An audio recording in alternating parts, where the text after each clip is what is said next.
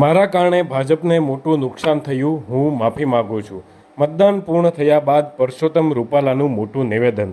લોકસભા ચૂંટણી 2024 માટે ગુજરાતની તમામ બેઠકો પર મતદાન આખરે પૂર્ણ થયું. જ્યારે આ વખતે મોટા પાયે ગુજરાતની ચૂંટણીમાં પરસોત્તમ રૂપાલાની ક્ષત્રિયોની ટિપ્પણીને લઈને થયેલો વિવાદ જગ્યો. જોકે હવે ચૂંટણી પત્યા બાદ પણ પરસોત્તમ રૂપાલાએ ભલે રાહતના શ્વાસ લીધા હશે, કેમ કે તેની ઉમેદવારી રદ ન થઈ અને મતદાન પણ થયું.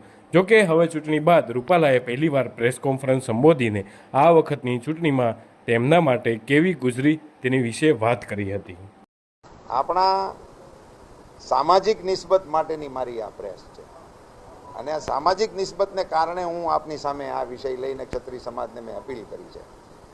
આપણે ત્યાં એ પરંપરાઓ ગુજરાતમાંથી સમરસ ગુજરાતની જે આખી સામાજિક વાતાવરણ આપણું ઊભું થયું છે, હવે માત્ર એક મારી ભૂલને કારણે એને ફરીથી સામાજિક સ્વરૂપ આપવાને બદલે ફરીથી આપણે સમરસ થઈએ. અને હું એ વાતનો કે જે બન્યું છે એ મારી ઘટનાની ક્રિયાની પ્રતિક્રિયા છે, એટલે હું તો હવે એમને દોષિત નથી માનતો ને હું એમ કહું છું કે મને ક્ષણ મારા મનમાં કટુતા નથી અને આજની તારીખ પછી પણ હું એમાં કટુતા રાખવાનું.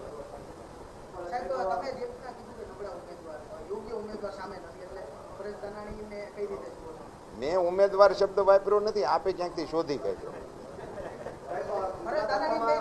હવે હું એને જોવાનું હોય તો ગઈકાલનો સવાલ છે. સંવાદ દ્વારા જરૂર એના રસ્તાઓ નીકળી શકે.